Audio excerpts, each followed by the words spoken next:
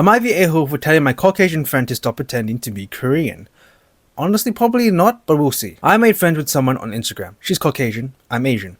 We grew fairly close, especially since we would chat almost daily. When I first met her, she told me how much she loved K-pop and would always talk about it. Though I never took a liking to K-pop, I would listen to her talk about her favorite groups, songs, etc. It started off as a mere passion for the music, but I think she took it too far recently. Lately, she's been acting strange, greeting me in Korean whenever we would chat. That doesn't sound too bad, but she would throw in random Korean words that I didn't understand in the middle of our conversation. I personally don't find this an issue, but it's just annoying, to me at least. Furthermore, she would add bright neon temporary colors to her hair to mimic the hairstyles of the K-pop idols. The worst part is that she would take a selfie of herself with said hairstyle while squinting her eyes saying, "Oh my gosh, I look so much like a Korean." Oh, no. No! I'm fine with her trying to copy K-pop hairstyles, yes, but squinting her eyes to look Asian really made me so upset.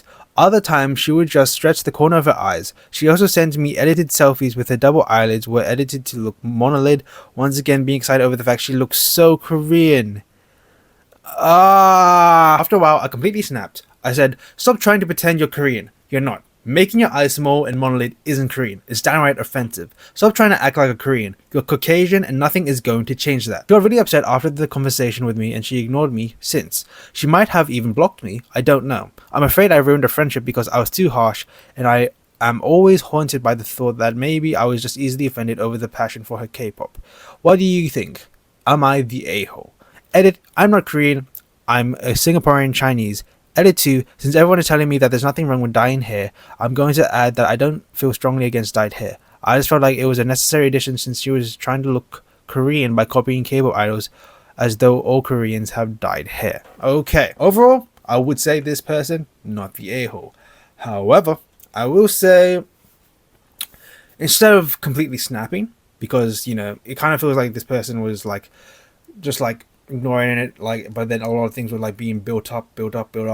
I would say once it like started to get a bit too far with the whole squinting eyes thing when it first started, I felt like you should just let them know, hey, you gotta stop, and then keep telling them if they keep doing it, and if they keep doing it even though you told them off, that's when it's okay to snap. But like the way that you like completely snapped, I feel like that might have been a bit out of the blue, a bit scary. And, you know, it admittedly could have been handled better, but overall, like, you're not the a-hole. Like, this girl is pretty much a racist. Well, she's racially ignorant, at least. I don't know if you would consider racially ignorance as a form of racism, since she's technically not being discriminatory. She's still being offensive. She's still being racist. Like, not all Korean people have squinty eyes. Not all Korean people have monolids. Like I will say, I will admit, as an Asian person myself, I've never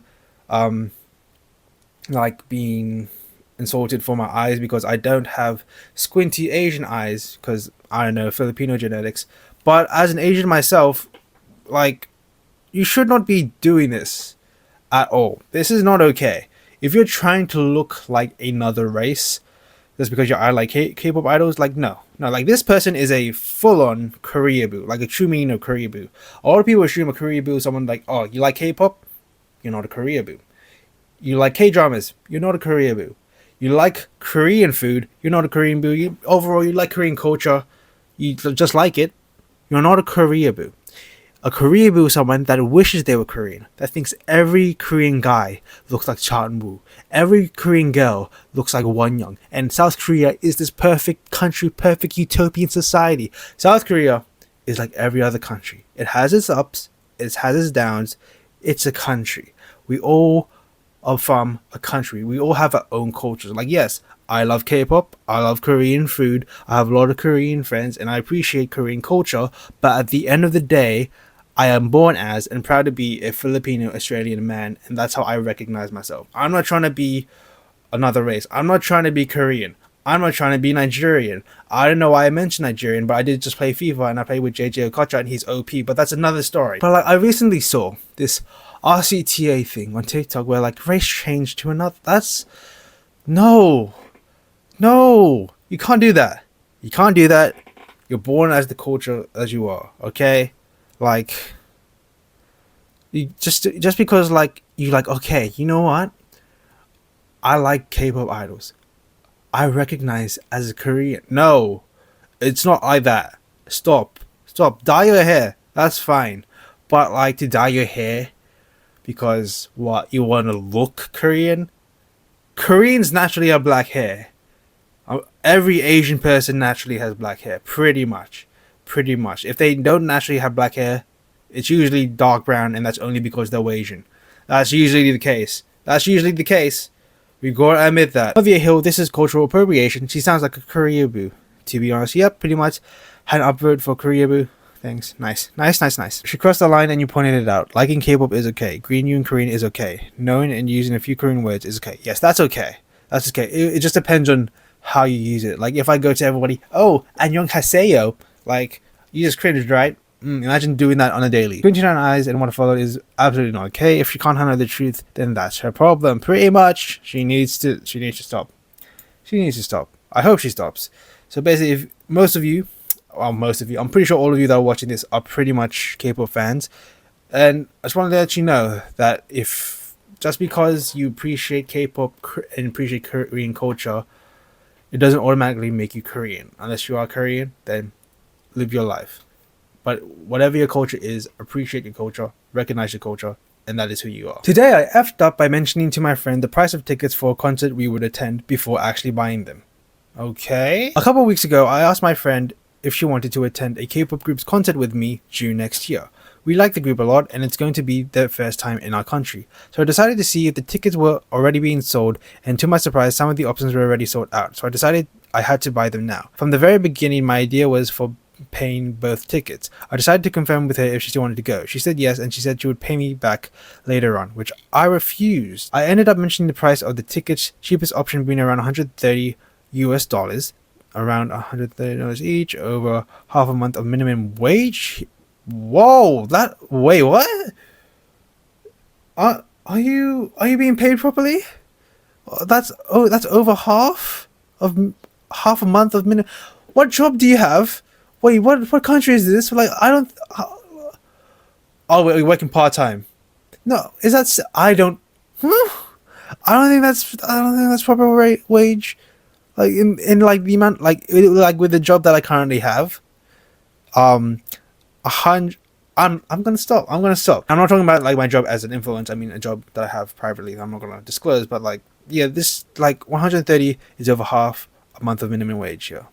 That does not sound. We continue. And she thought the price was too high. Now she no longer wants to go, even if I pay for the tickets. She was willing to go, but after knowing the price, she changed her mind. I should have just bought the tickets beforehand and given it to her. I can't do this now. I don't want to pressure her into going. I'm still going to the concert, but alone, which sucks. I wanted to have this experience with her. I plan to do something cheaper together soon. TLDR, I was planning to go to a concert with my friend. She knew I would pay for both our tickets, but she changed her mind after I told her how expensive the tickets are. I should have bought them before. Oh, okay. I guess that's just an upsetting story, really. Like, I understand both sides. Like, you wanted to let your friend know, hey, these tickets are expensive, just letting you know, the 130. So now your friend's like, oh, okay, I can't really afford that. I think I'm just gonna like not go. I'm sorry about that. And yeah, because like, I guess with most concerts, they're better to experience with someone else. For me personally, I prefer to go anywhere alone. I'm a very introverted person, but overall, like, yeah, it just sucks because like, a lot of K-pop idols have come to Melbourne this year, but I've not gone to any K-pop concerts just because of the price and like my schedule. I can't really fit them into my schedule, and yeah, I totally understand the friend that couldn't go. You know, especially when you're 20 and you're barely making any money. I understand both sides, but yeah, K-pop concert tickets. They're expensive for a big reason. First of all, they are foreign artists, and you're not just paying for the experience. They have to pay off the flight tickets, the hotel pricing where they're staying at, or Airbnb if they could, and then transportation going around in a foreign country, and then for food as well, and then makeup, stylists, sound, lighting, production, backup dancers, like, and paying for some of the rights for songs that they cover. It's very expensive for a K-pop idol to come to a different country, especially if it's a big venue.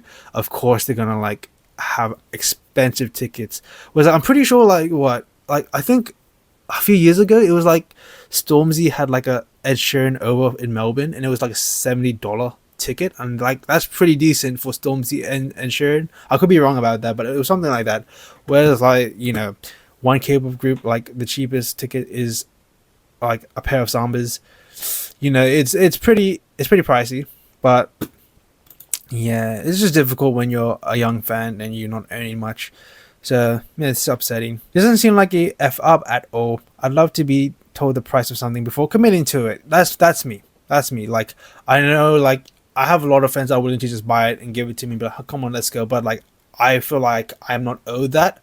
So like if somebody just buys me a ticket or whatever or pays my food, I'll be like, all right, yeah, I'll pay you back. I'm like, no, it's fine. It's like no, I need to pay you back so I feel fine, that I feel comfortable moving on in life. I know that sounds dramatic, but that's how I personally feel. I need to pay for my things so I feel like I've earned it. That's how I feel. I mean, I knew she wanted to go. If I just had bought the tickets and gave it to her as a gift without mentioning the price, she would go. I'm extremely dumb though. No, I feel like because like as a gift, it depends on the time. If it's her birthday, be like, oh yeah, this is a birthday gift. Happy birthday. If it's near Christmas, but it's in June. My birthday's in June. So if a friend did this, I would accept it as a birthday gift. I'm not gonna lie, I would have accepted it as a birthday gift, but it's not me. It's not me. But as long as you two get to stay friends, I feel like that's the important part. I hope you two just stay friends. I feel like that's the important part of the story. Can you buy them anyway? Wait a couple of weeks or so, and then tell her that you've been watching for deals and found a really good one. I think I'm gonna do that. The concert is only in June, so I have plenty of time to come up with a believable lie.